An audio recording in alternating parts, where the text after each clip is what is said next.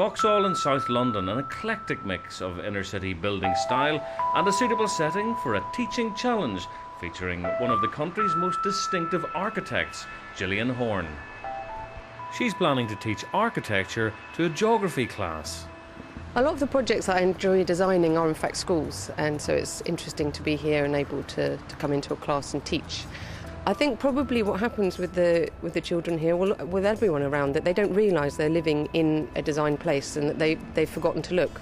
And I think a lot of what architecture can do and thinking about architecture is just beginning to open your eyes and see what's around you in a different way, and realising, you know, all the streets and all the houses and all the buildings they're passing have been designed by someone for a reason. Gillian will be hoping to deliver that eye-opening lesson at Lillian Baylis Technology School, where Year 10 pupils are studying a subject that's been the topic of much debate amongst educationalists. Year 10's passionate geography teacher is Sian Kennedy. I think when you get somebody in from the outside, it really enriches their learning experience, and from the geography aspect, I think it's good for them to see how they can transfer the skills that they would develop in geography across into the field of work, because a lot of students don't know how they would use geography in the workplace or what kind of job it would get them. Geography seems to be one of these declining subjects on the curriculum. Every year there's a decrease in the number of pupils that are taking it for GCSE and A-level, and I just think it's really sad because it's such an interesting subject. It's so contemporary, so much stuff goes on in the news that kids are able to understand better if they've got a grasp of geography. But unfortunately, this is a school that's suffering from it as well. We're not going to offer GCSE geography next year. We're doing a move into BTEC travel and tourism. And what teaching tips does Sian have for her guest teacher? I think when Gillian's teaching her lesson, she needs to make sure that she's got the attention of the students, that she doesn't talk when they're talking, because that's just a sign that they're not listening. A good way to get our students engaged is to use lots of visual things, because the literacy is a little bit low in this school, so they really respond well to photographs and things like that, and just to relax and have a good time. I have to admit I'm slightly nervous about going into a lesson of 14-year-olds. It's adolescent time, and perhaps some grumpiness and a lack of interest. But I hope that to be able to, to switch their minds a little bit, perhaps about some of their preconceptions about architecture and architects, and to get them excited about it and feeling that they can participate. As Year 10 pupils begin to arrive outside the classroom, Sian and her guest teacher go through teaching materials for the lesson before the moment of teaching truth arrives.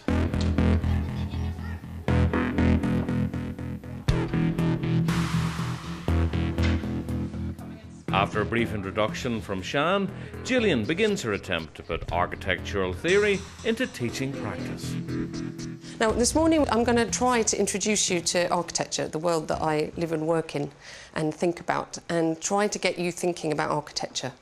But to start that, I thought I'd start here with some trainers, because I thought maybe you might know a little bit more about trainers than you think you know about architecture. Does anyone want to tell me what they think about this? They're cool? You don't like them? Who do you think would wear these? Basketballers. Yeah. That was just a warm-up to try to get you thinking of ways of which you can think about something and know whether you like it or not. And I want you to start thinking in that same sort of way, and we can start looking at buildings together. And I've got a little sort of game I've devised for you all to play, and I think that it's probably best if we go in groups of 3. 2 or 3, doesn't really matter. But I've got some little packs here. There's 22 pictures in these, and they're each in pairs. So there's pairs of buildings or places. And what I'd like you to do first is with the person next to you, put them out and try and match them. And to think, which building do you think goes with the other? And as you look at them, maybe start thinking about, what is this building? What do you think happens here?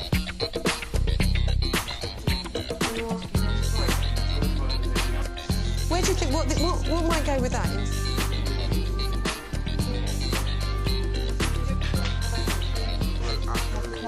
Oh, that's interesting. That's really interesting, because you know what, in fact, that building is? It's one of our designs. It's a hospital. Yeah, it's a children's hospital. So you often can't tell We specifically designed to try and make it not look like a hospital, because who wants to go to hospital? I mean, no children want to go to hospital, do they? They want to go somewhere where they might actually think that's an exciting building. That's fantastic. I'm pleased that you've all put them into their pairs, and in a minute we'll see how well you've done in matching the buildings. And on the screen here, I've actually put up all the 11 building types that we've got here. And it might surprise you already seeing that we've got a mixture, that one of these buildings is a hospital. I don't know if any of you realise that. One, for instance, is an old people's home. And whether that surprised you, because none of them, to me, obviously look like somewhere where my granny might live. But before we actually go into what pairs with which, I'd first like to hear from you about what you think about some of the pictures and whether, for instance, you've got any favourites. Cyrus? This one stands out for me because it looks different than all the others. I'm going to show everyone else what that one is. What do you think that one might be? Do you know what kind of building it might be? I think it's kind of like a child's hospital, something like that. Yeah, it's a good guess. Anyone else?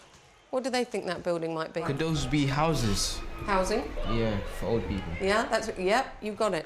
Any thoughts about where it might be, this building? Have you seen it in London anywhere? No. No? Definitely not. It's in Amsterdam. Yeah. Yeah, they're quite forward-thinking in design there. And it's quite interesting, because what these are called... Anyone know what it's called when a bit of a building stands out on its own? Because, look, it's got no legs, it's got no columns holding it up. It's scary, it is. It'd be pretty scary. I've stood underneath there, and it is strange. And so this building has to be held up. Instead of being held up on the columns, effectively, these walls are like big beams. And so this whole side of the wall is held up on the back of the building. Anyone know what pair? What did you pair with this? Adam, what do you think? Yeah, we thought this one. Yeah, you got it. This is the back of that building. So the cantilevers, the big bits that stick out to get extra flats in, are on one side, and the other side it's a big block. It's still quite funky, and it's got lots of balconies sticking out. Do you like it? Yeah, it's colourful. Yeah. Which is quite unusual, isn't it? Any other thoughts? Audrey, what's your favourite? This one. Ah, that's an interesting one. Anyone else like this? I'm pleased you said that. It's one of mine. Not on my own, of course. We don't work on our own, not in buildings this size. But it's one that I worked in our office. What do you think it might be? What do you think might happen in here, Audrey? The library. The library. Any other thoughts about what this building might be? I think it might be a club. A club. That's interesting. It's neither of those. Brian, what do you think it might be? We paired it up with this one, and this looks like a sort of hospital. Yeah. Hey, you're on the nose. This is the pair, and this is actually a children's hospital that we designed. It's fantastic that you think it's a club or a library, because that's what we wanted, because we want it to look like it's an interesting place to go and not a scary place. We do the same with schools. Because anyone see a school in their set? I think it's perhaps the easiest to spot. This one might be a school here. Yeah, that is a school. Well done, Adam. So this is the pair of schools. So you can tell it's a school, but hopefully in the design it might not look too schooly-like, which is another important thing that we try and do, because some buildings people don't want to go to.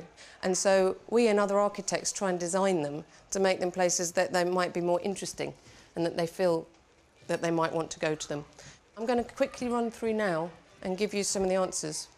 So this one is the club, and the outside of it is in fact that. It's a civic halls. It's Wolverhampton Civic Halls that in the office we refurbished and added on these new glass boxes to an old building.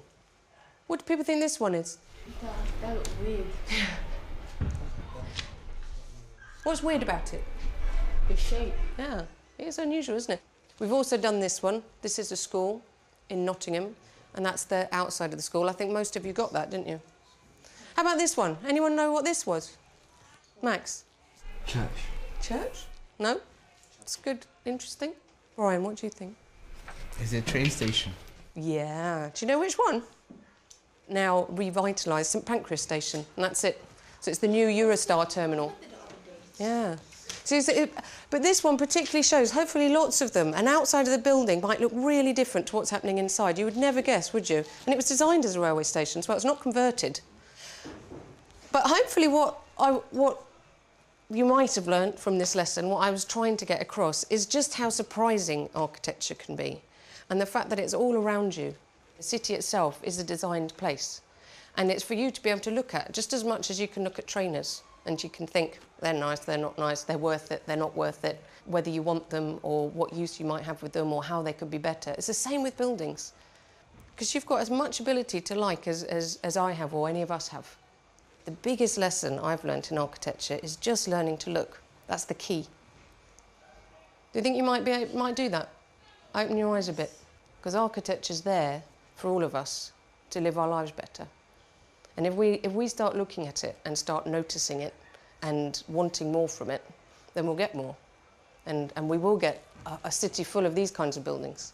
Well, thank you all. Fantastic effort that you've put in, and I've really enjoyed it. And I think you did really well. And thanks a lot. You normally clap your teachers.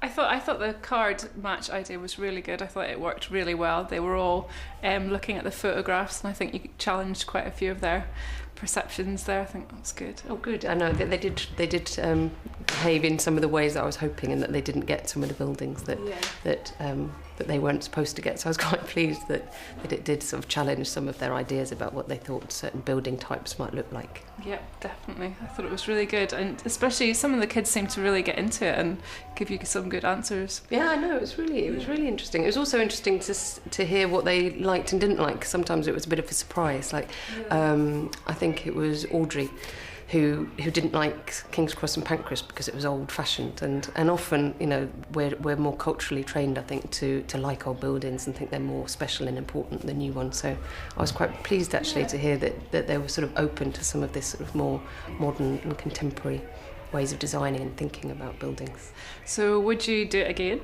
Oh, I'd certainly do it again. Yeah, it'd be lovely to follow up actually, and actually make it a sort of a course, and to have. I think architecture training in schools would be a fantastic benefit to us all anyway. So, perhaps we could come and have another go. Definitely, yeah. That sounds like a really interesting idea. And perhaps the next lesson, which I was vying with this one, is actually to look at architecture and climate change as well, which is obviously key to our work now and will be increasingly so. And I think that might tie really well in with what some of the work hopefully you're doing in geography. Oh, definitely. If the kids are so into climate change at the moment, it's such a prominent issue. I think that could be really exciting for them. This could be the start of a beautiful relationship between those with their feet on the ground and the rarefied world of architecture. It changed my feelings for architect. It did, because I thought it was just like a boring thing, but later on I was like, actually it does deal with designs and things like that. It's not only about building stuff and just selling them off. It's about sitting down with a group of people, then having to design like a masterpiece to make it like a big thing, yeah. And like, I think I want to do that in my future job.